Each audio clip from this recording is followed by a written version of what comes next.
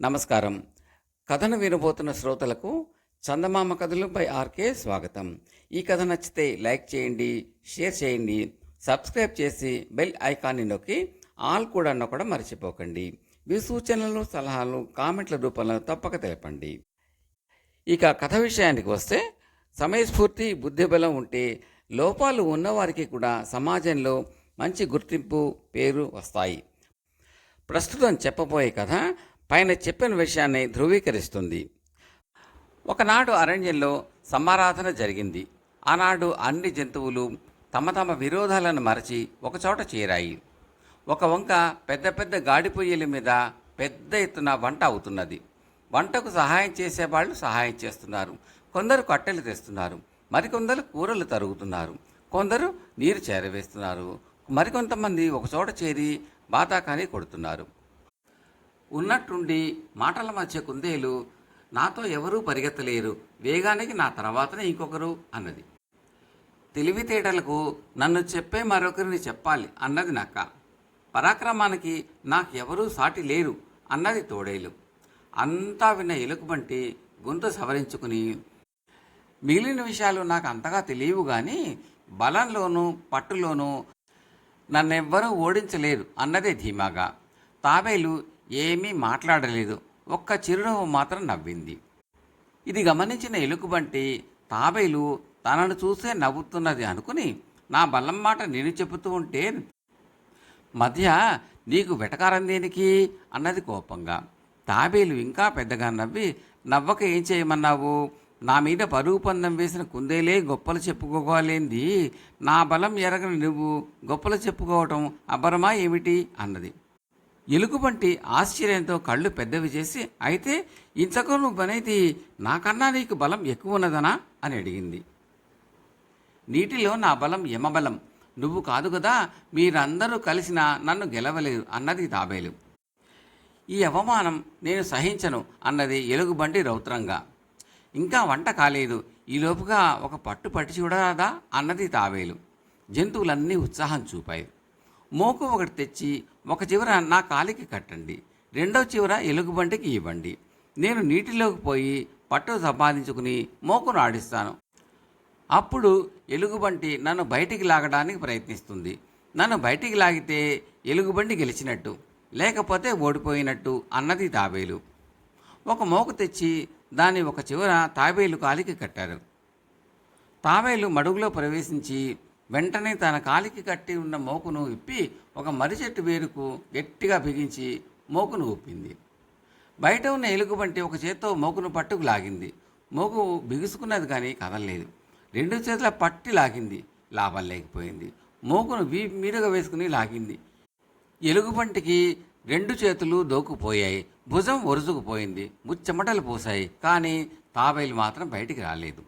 చివరికి ఎలుగుబంటి సొమ్మసిల్లి చతికిలబడింది.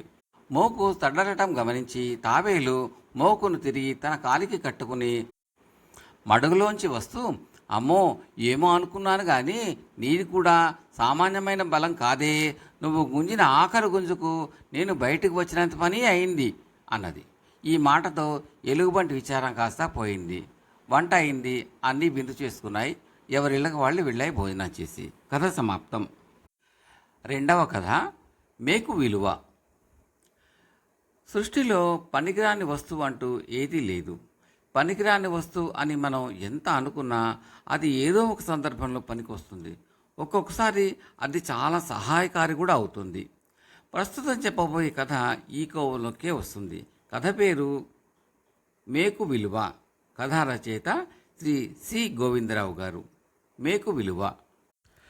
పూర్వం ఒక గ్రామంలో ఒక పేద యువకుడు ఉండేవాడు. అతని పేరు గోవిందుడు.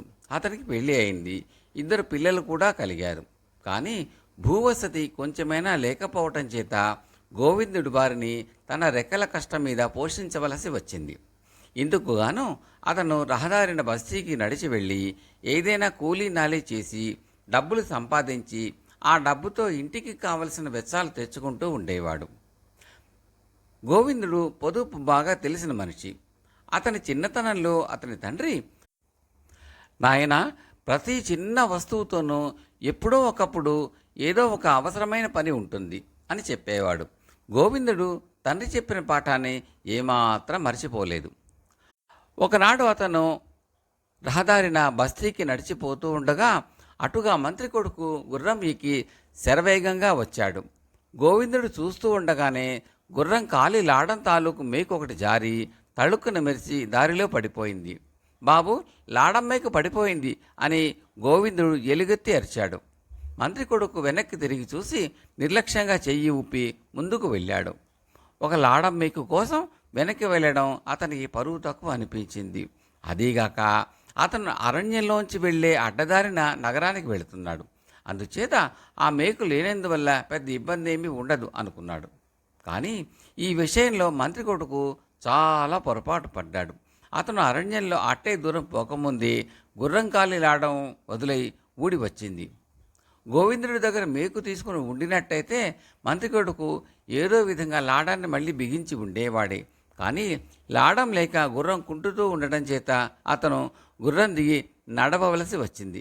అతను అరణ్యం గుండా నడిచిపోతూ ఉండటం చూసి దొంగలు అతని మీద పడి నిలువు దోపిడీ చేసి అతన్ని ఒక చెట్టుకు అంటగట్టేసి పారిపోయారు. ఈ లోపల గోవిందుడు లాడం మేకు తీసి తన వద్ద ఉంచుకుని ముందుకు సాగాడు. అతను కొంత దూరం వెళ్ళేసరికల్లా ఒక బండి దారిలో ఒరగబడి ఉండటం కనిపించింది. సాయమేకు పోవటం చేత ఒక బండి చక్రం ఊడి వచ్చేసింది. బండి పక్కనే ఒక ధనికుడు నిలబడి ఉన్నాడు. ఆయన గోవిందుడిని చూస్తూనే, అబ్బి, నీ దగ్గర ఏదైనా మేకున్నదా? నేను త్వరగా నగరం చేరాలి. మధ్యదారిలో ఎక్కడో సాయి మేకు పడిపోయింది. ఈ దిక్కుమాలిన ప్రదేశంలో ఇంత ఇనప మొక్క కూడా ఉన్నట్టు కనపడదు అన్నాడు. గోవిందుడు తన వద్ద ఉన్న లాడం మేకు తీసి దాని చక్రం విరుసులోకి రాతితో దిగవేశాడు. చక్రం గట్టిగానే పట్టింది. ధనికుడికి ప్రాణం లేచి వచ్చినట్టయింది. నువ్వు కూడా నగరానికే పోతున్నావేమో కదా, బండిలో రా అంటూ ధనికుడు గోవిందుని తన వెంట తీసుకుని నగరానికి తీసుకుపోయి అతని చేతిలో ఒక బంగారు కాసు పెట్టాడు. ఆ కాసును చూడగానే గోవిందుడి కళ్ళు పెద్దవయ్యాయి. అది తన కుటుంబానికి 2 మాసాలు సరిపోతుంది. తన తండ్రి ఏనాడో అన్నమాట ఇప్పుడు అక్షరాల నిజమైంది. ఒక చిన్న లాడం మేకు అది దొరికింది. బంగారు కాసు తెచ్చిపెట్టింది. గోవిందుడు నగరంలో తన కుటుంబానికి 1 నెల రోజులకు సరిపడే సరుకులు కొని ఒక గోతంలో వేసుకుని దగ్గర దారి కదా అని అరణ్యం గుండా ఇంటికి రాసాగాడు. అతను కొంత దూరం వచ్చేసరికల్లా దారికి ఒక పక్కనున్న చెట్ల వెనక నుంచి ఏవో ఆర్తనాదాలు వినిపించాయి. గోవిందుడు తన గోతాన్ని గుర్తుగా ఒక చోట పొదల మధ్య దాచి చెట్లల్లో ప్రవేశించి చాలాసేపు వెతికాక ఒకచోట 6 పిల్లలు, ఒక స్త్రీ కనిపించారు. అందరూ దీన స్థితిలో ఉన్నారు. ఆ స్త్రీ ఒక కోటీశ్వరుడి భార్య. పిల్లలు అందరూ ఆమె సంతతి. మొన్న సాయంకాలం మేమంతా కలిసి అరణ్యంలో విహారానికి వచ్చాం. మా పిల్లలు పూల కోసం అడవిలో జొరబడ్డారు. వాళ్ళు ఎక్కడ తప్పిపోతారో అని నేను కూడా వాళ్ళ వెంటే వెళ్ళాను. ఇంతలో పొద్దుగూకింది. మాకు దారి తెలియలేదు. రాత్రంతా తిండి లేకుండా దారి వెతుకుతూ తిరిగాం. నిన్ననల్లా మాకు దారి దొరకలేదు. అన్నము నీళ్లు లేకపోవటం చేత మాకు తిరిగే శక్తి కూడా పోయింది. ఇక్కడి నుంచే కేకలు పెట్టాం. మా మొర ఆలకించిన వాళ్ళు ఎవ్వరూ లేరు. ఈవేళ దేవుడల్లే నువ్వు వచ్చావు అన్నది కోటీశ్వరుడి భార్య. మీకు వచ్చిన భయమేమీ లేదు. నేను మీకు దారి చూపిస్తాను, నా వెంట రండి అన్నాడు గోవిందుడు. నాయనా, మేం అడుగు తీసి అడుగు పెట్టలేని స్థితిలో ఉన్నాం. మాకిప్పుడు కావలసినది పట్టెడు అన్నం అన్నది ఆ స్త్రీ. అయితే ఉండండి, ఇప్పుడే వస్తాను అంటూ గోవిందుడు పరిగెత్తి వెళ్ళి తన సంచి తెచ్చాడు. అందులో తన పిల్లల కోసం తెచ్చిన తినుబండారాలు, మిఠాయి ఉన్నాయి. వాటిని అతను కోటీశ్వరుడి పిల్లలకు ఇచ్చి తన దగ్గర ఉన్న పదార్థాలతో ఆ అడవిలోనే వంట చేశాడు. కొద్దిసేపట్లో అందరూ అన్నాలు తిన్నారు. పోయిన ప్రాణాలు లేచి వచ్చినట్టయింది వారందరికీ. గోవిందుడు వారందరినీ వెంట పెట్టుకుని దారిదాకా తెచ్చి, ఇక నాకు సెలవిప్పించండి అన్నాడు. అమ్మయ్యో, ఈ అడవిలోనా? మేము ఇల్లు చేరలేం బాబు, మమ్మల్ని ఇల్లు చేర్చి మరీ వెళ్ళు అని ప్రాధేయపడింది కోటీశ్వరుడి భార్య. ఆమె తన పిల్లలతో సహా ఇల్లు చేరిన తర్వాత గోవిందుడిని పంపేస్తూ అతని చేతిలో ఒక చిన్న సంచి పెట్టింది. గోవిందుడు దాన్ని విప్పి చూసుకుంటే అందులో 8 బంగారు కాసులున్నాయి. వాటిని చూసి అతని కళ్ళు మరీ పెద్దవి అయ్యాయి. ఒక్క లాడం మేకు ఇంత డబ్బు తెస్తుందని అతను కలలో కూడా అనుకోలేదు. అతను మరికొన్ని సరుకులు కొనుక్కొని అడవి దారిన బయలుదేరాడు. అడవి మధ్యకు చేరుకునేసరికి అతనికి సమీపం నుంచి మనిషి మూలుగు వినిపించింది.